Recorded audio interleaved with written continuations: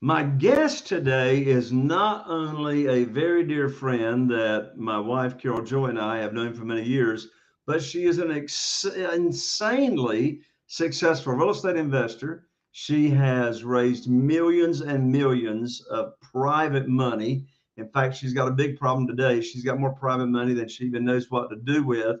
And she started investing in real estate all the way back in 1996 for years and years. She was a occupational therapist, and she was over a number of clinics. She was working 80 plus hours a day, single mom, two kids, holding it all together while still yet doing real estate investing. And I mean, just an example of her phenomenal success is just last year, within a 90-day period, she bought 25 houses with none of her money. And so, what you're about to hear, and you definitely want to stay to the end of this show, you're going to learn how she was able to navigate a full time job, do a bunch of real estate investing, and then retire from the day job, go full time into real estate investing. And a lot of it due because of being in this world of private money. And with that, I'm so excited to introduce my guest, Crystal Baker. Crystal, welcome to the show. Hey, Jay. Thank you Hey, for having me. I'm so excited to have you here today, Crystal. And on today's show, we're going to be really diving in about private money and from your perspective, what private money has meant to you, how you've used it in your business, and all that kind of stuff. So if you're ready, I say let's jump in and let's go. Let's do it. So first of all, what did your business look like prior to coming into this world of private money? It was very traditional, very dependent on the banks. So I would go out, get a traditional mortgage. Because I was doing it as a side hustle and was working full time, I would actually move into the house, rehab it, and then sell it.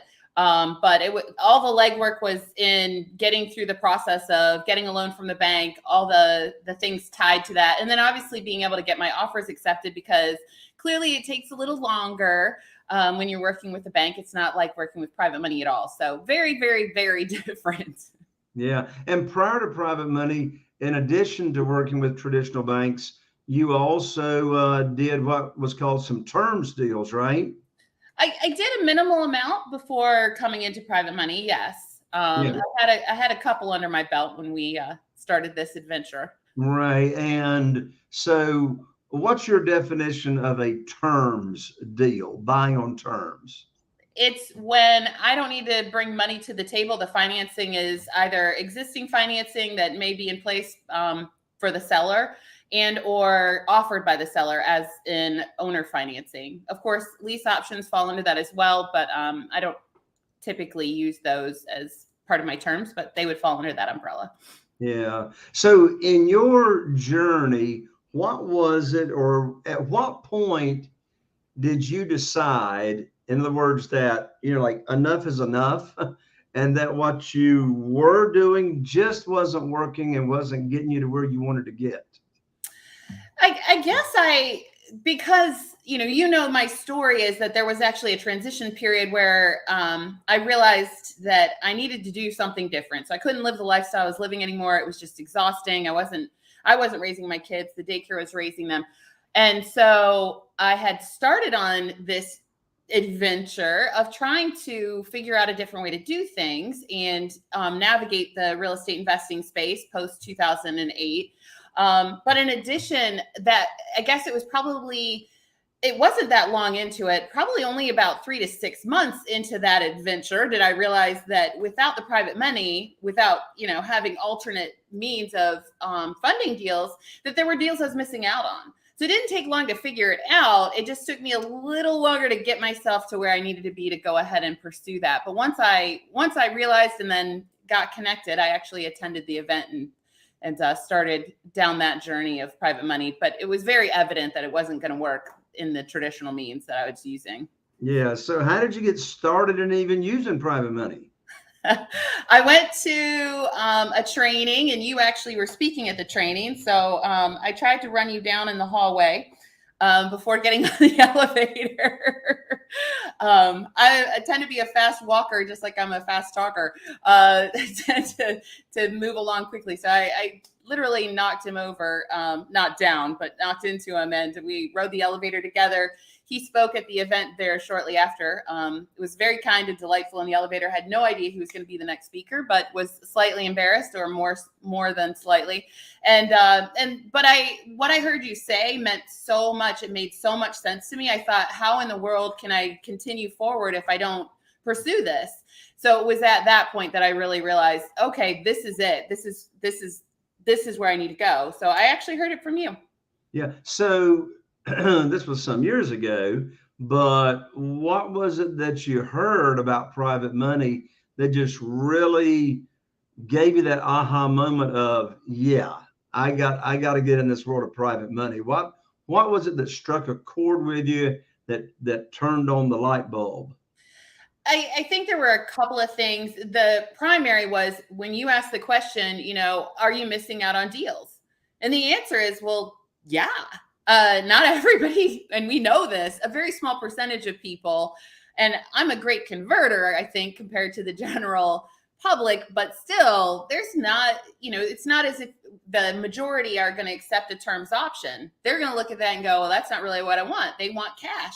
Well, when there's a cash offer that's needed and you don't have the cash to do it, and or the only option you have is to go get a traditional mortgage, which might as well be not having the money, you're going to miss out on things. And that was my first driver is, yeah, I'm missing out on things. This is a very different way to look at it. And then secondarily, just getting out of the minutia of dealing with banks and really recognizing that there was an alternate way to do this.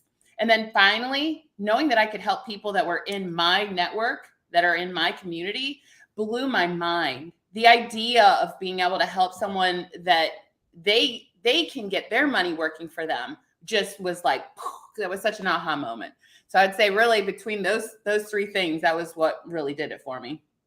So when we're talking private money, what do we really mean by that? What is private money? Private money is literally an individual like yourself or myself that is able to loan from either their investment capital or liquid funds. So it's not somebody it's never an institution. It's not generally someone who has any experience or has even heard of this.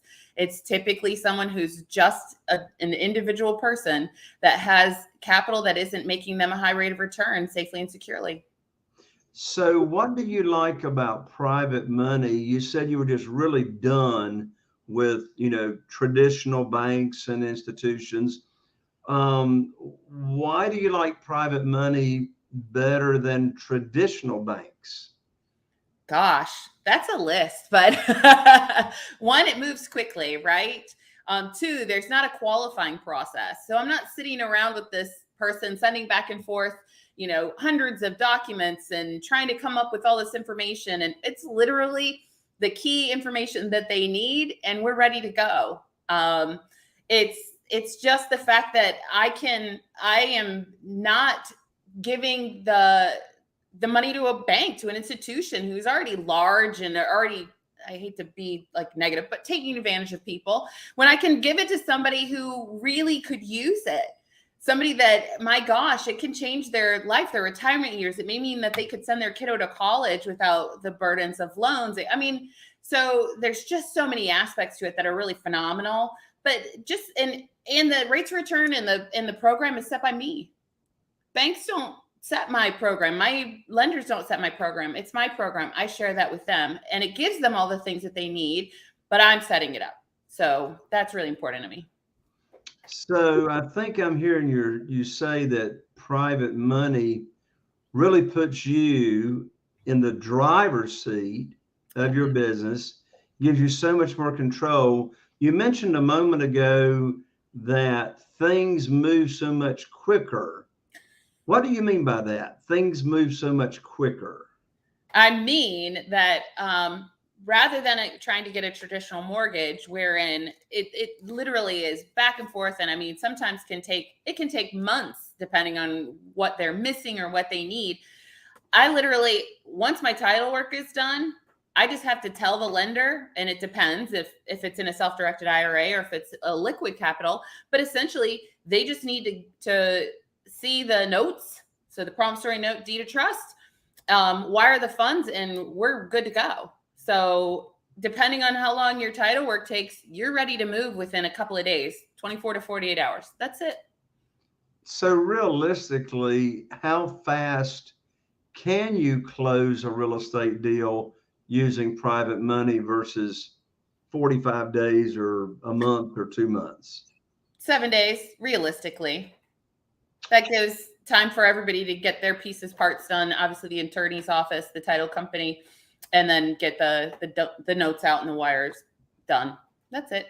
So you can close in 7 days. Why is that important to you or any of the parties involved to be able to close in 7 days?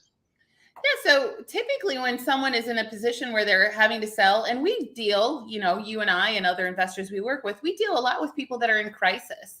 So typically it's not like they have this big plan and they, oh, well, if it sells, don't care. I mean, they're not thinking that way. These are people that usually have a need. And if we can get that taken care of for them quickly, that's just all the faster they can move on and get on with their lives. They can have the money in their pocket. They can be moving on. And the stress of whatever this involved is now over, or at least this part of it. So that's really incredibly important. And then in addition, clearly it makes that an easier decision for them in terms of accepting a deal, because if I can come in and I can get it done in 7 days, then they can make a decision that makes more sense for them. Generally, they're going to choose that, right? They're not going to say, well, sure, I'll wait for the loan that might take 45 days or so. And then how many times do those fall through? Unfortunately, more times than I can count. So it's very important for both of us. It takes a lot of the stress out. So are you saying being able to close quicker?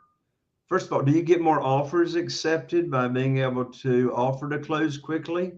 By far. Absolutely. I have no doubt that that's a huge driver, because they're turning down other offers. Right. So let me go back and unpack, because you have just said, you've just given a lot of nuggets so far. I heard you say that private money is doing business with individuals. Yep. And not banks or institutions. That includes hard money lenders. So what's the difference between private money and hard money? As real estate investors, we hear those terms just thrown around so much, like interchangeably: private money, hard money, private money, hard money. Yeah. So what's the difference? What's the cons? What's the pros? Sure. I mean, there's a multitude of differences. I think, the first piece, as you just said, it's dealing with an individual vice an institution right from the very get-go. And I hear this a lot, where people will say, oh, well, it's, it is private money. Well, and then they start telling me facts about it. And one of the things that they tell me is that the people are charging them points. Well, that's not private money in our world of private money. Now, it might be somebody that has built their own private lending program, and they do that. But traditionally speaking, the way that we look at private money, that would not fit under the umbrella of private money. So my lenders don't charge me any points. The interest rate is the interest rate. The institutions set the interest rate. My private lenders do not set the interest rate. I set the interest rate. I tell them what I'm going to pay. When it comes to how the aspects are handled, understanding that there's a lot of similarity, if you will, in how we treat our private lenders. So for instance, the bank takes out a mortgage and they have a lien on the property. We do the same thing for our private lenders. So there's similarity there.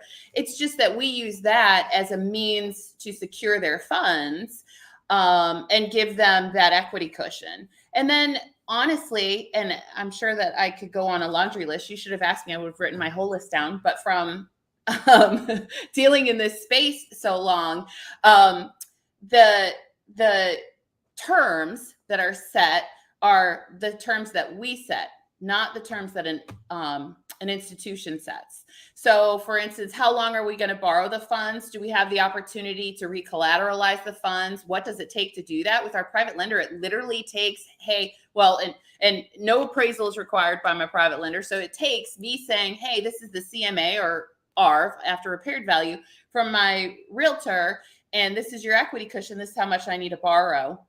Are we good with that? And we could just do a quick modification and off go the funds somewhere else. There's so many facets where it's just people dealing with people. And whenever you're in that situation, things are easy. There's so much more complicated when you have all the layers that come with an institution. There's so many different hands in that pot. The right never knows what the left is doing. It's amazing the different questions they come back with, and the other person has already asked for that or 12 times had it.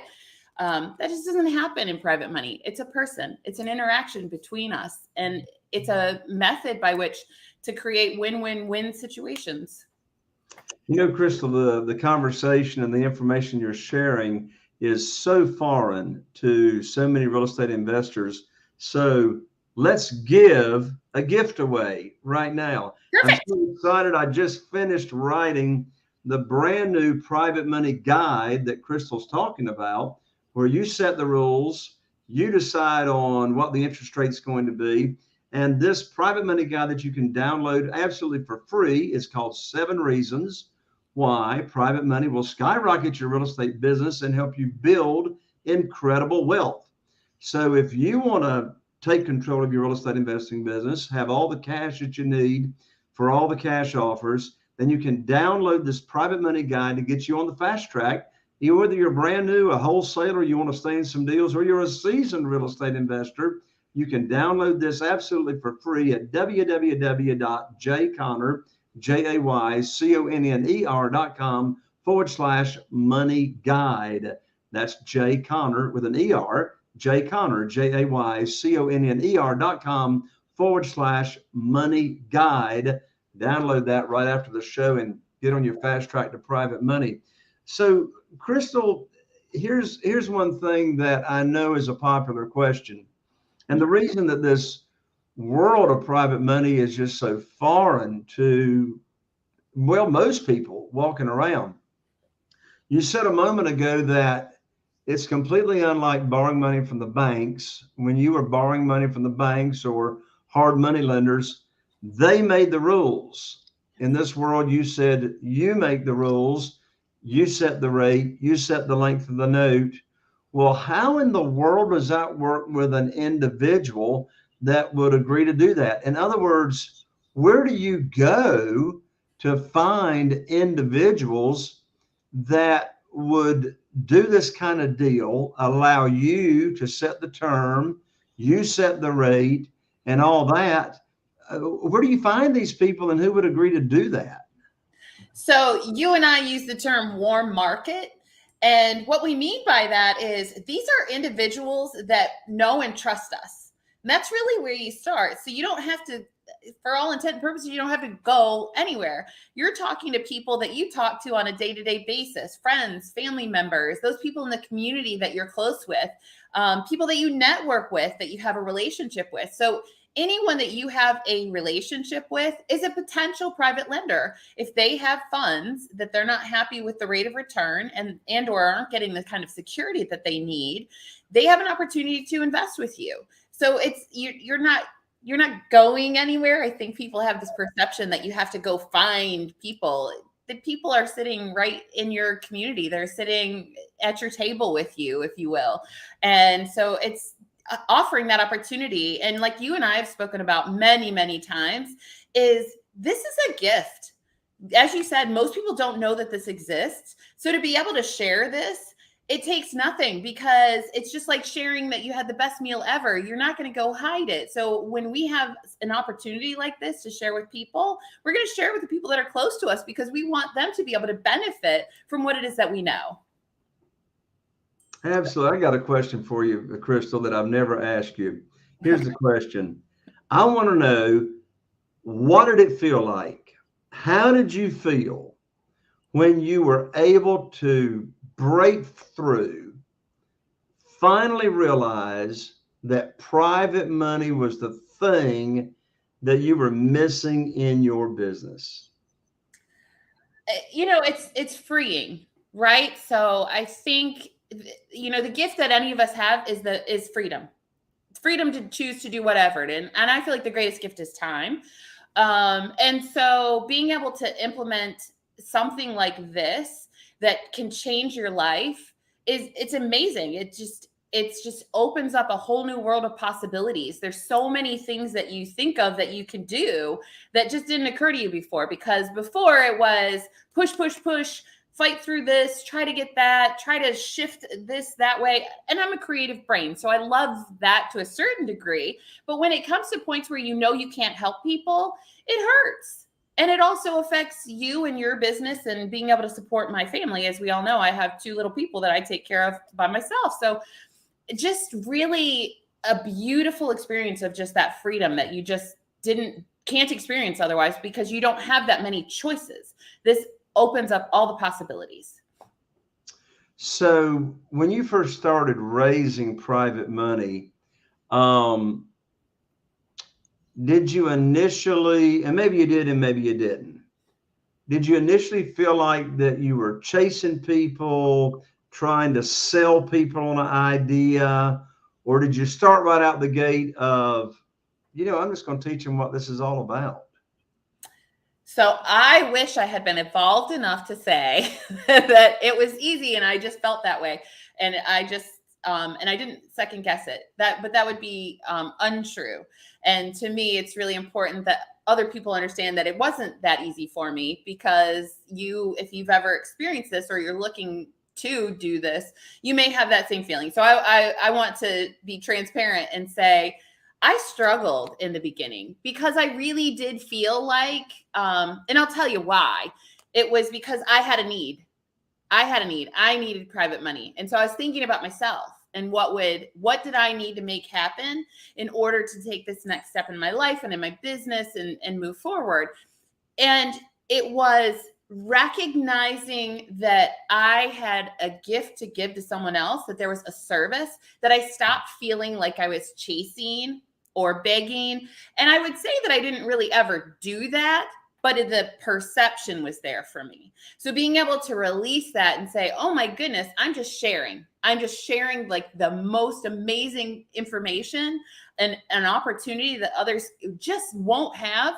That was when I crossed the bridge, and it wasn't about, feeling like I was trying to sell someone or, there's no sales. It's all about service. It's all about serving someone else. How long did it take you to go from that feeling of, I'm trying to talk somebody into something, maybe you feel desperate or felt desperate because you had a deal and you needed private money or not, but how long did it take to go from the feeling of, I'm desperate and, it's, I need your money, to, hey, I've got a program, I've got an opportunity to where you can make really high rates of return safely and securely. And if you're interested, great. If you're not interested, that's fine too. I had the great pleasure of being able to work side by side with you in learning this process.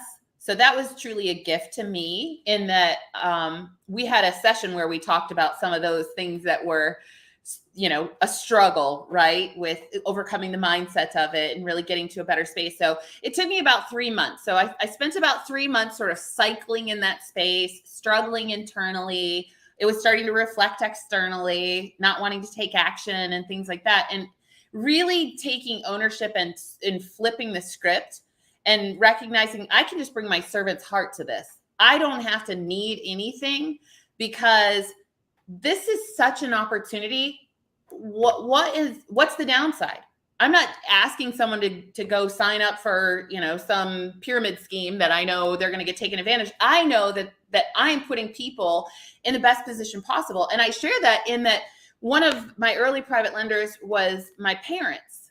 So who's going to drag their parents into something terrible? They're not. They're going to put them in the best position possible. And that changed my life and my perception. And to be able to help people that are struggling and that are that close to you, you can't help but want to share this with as many people as possible. So I guess it was that early window. And then once I recognized that I wasn't thinking about it right, then it was entirely different.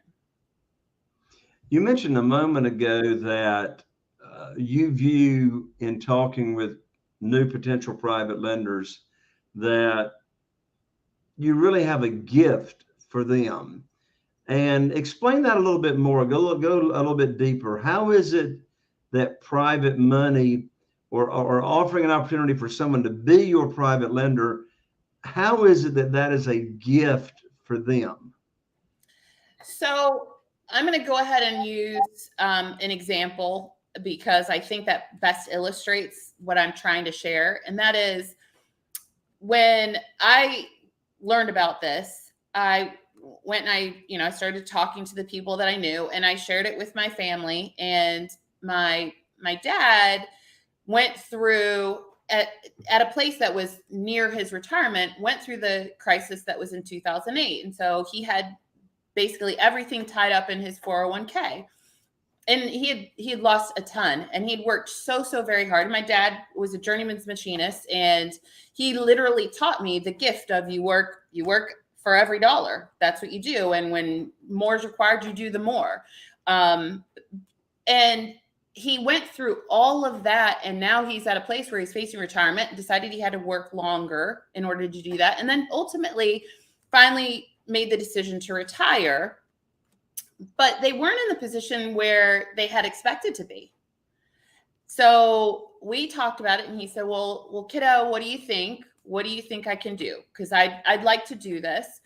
And just before doing it, my mom had gotten sick and she was struggling. And I have a younger sibling who they've always had live with them because she's had health issues. And they couldn't go up and down the stairs anymore. And they had a 2-story house. So they needed to move into a 1-story home. At that point, okay, we worked through all the logistics, got it done. Now my dad has a house payment in addition to where he was. Well, he was able to take funds, invest, and he pays ahead his mortgage based on the payments that I pay him.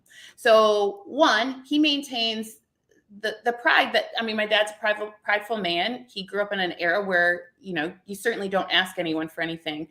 He invests, he makes money with me. He takes that money, he pays ahead on his house payment. So he's paid it down. It'll be paid in less than half the time it's expected. They've also been able to do renovations on the house to make it safer for them, to install a walk-in shower, to change the cabinet heights, things like that. So to me, there isn't a price tag. There isn't even, gift doesn't even feel like the right word.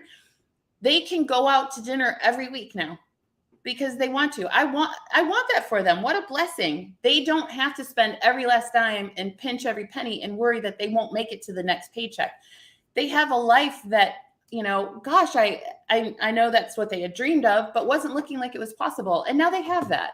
And so that happens for so many families that we work with.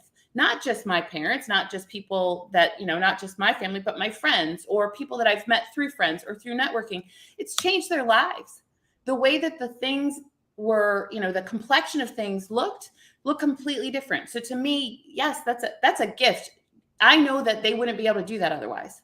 I know they wouldn't have the right security. I know they wouldn't make the kind of returns that we give them. I know that they wouldn't have the comfort level of working with someone that they know and trust. And they get to sit back and they get money, they collect checks, and it changes their lives. It changes what they can choose to do. And to me, that is just a blessing and a gift. Yeah. The story you just shared reminds me of how Carol Joy and I have received over the years multiple handwritten thank you notes in the mail from our private lenders, thanking us for changing their retirement years for the same reason you just said. In fact, one particular couple I can think of shared that, or they didn't tell us, they told friends of theirs, and their friends told us that if it hadn't been for the private money program and being able to invest, in real estate with us, that they would not have been able to travel to go see their grandchildren. They wouldn't have been able to, like you just said, go out to eat whenever they wanted to, unless they had been given the opportunity to, get involved in this thing that we call private money. Crystal, I got another question for you. I've never asked you. I'm curious to know. And that is, you mentioned that those first 3 months that you had learned about private money, that you struggled somewhat. You sort of felt like you were trying to talk somebody into something because you actually needed private money, I assume, for a deal. So a much even bigger and deeper question than this. Go back even to your first days of 1996. Go back to, when you really decided to get really, really serious about real estate investing in single family houses. I'm interested in knowing, what was the lowest point in your business since you started investing? And did you really ever consider just giving up and just sticking with the day job? Yeah. The lowest point was when it was prior to this part. It was prior to private money. It was after I became a single mom. And you asked a tough one, because this one's this is a little tough. I haven't really talked a lot about this, but when even though I made really good money as a therapist. But a lot goes out when you have kids and you're trying to keep them involved in things, and have to pay for before and after care and daycare and all those kinds of things. And unfortunately, my ex-husband wasn't very responsible with money. And when he left, he had left his job. And so it was on me to try to figure out what to do. And so I had, a house to pay for, my kids, all the other expenses that were ongoing, trying to figure out how to manage some of the things that he'd created in debt. And so I started looking at real estate again, and I was really having a hard time navigating where I fit with all of it. Trying to figure out how to do this term stuff, which really wasn't my history. And wondering if it was ever was it going to get to a place where I just never did have freedom. I was going to have to just keep working like this in order to maintain any sort of civility, like a roof over our head, food in our mouths. I mean, and that's not extras. I turned off, we had no cable. We didn't have internet. Everything was off. And I just thought, and this sort of links into another story, but I was working so hard to make this work, and I was on my porch trying to take calls and negotiate with people, and my kids were crying and hanging on me. They followed me from upstairs all the way outside. And I thought, is this even worth it? I mean, we can make it, we'll get by, but is this even worth it? And it broke my heart, because I thought, making it meant that my kids were going to be raised by daycare. There was no doubt about it. I wasn't going to have a quality of life with them. I was on the computer pretty much 24/7. There was always someone on the phone that needed something. You don't manage clinics and people don't have needs and look for you.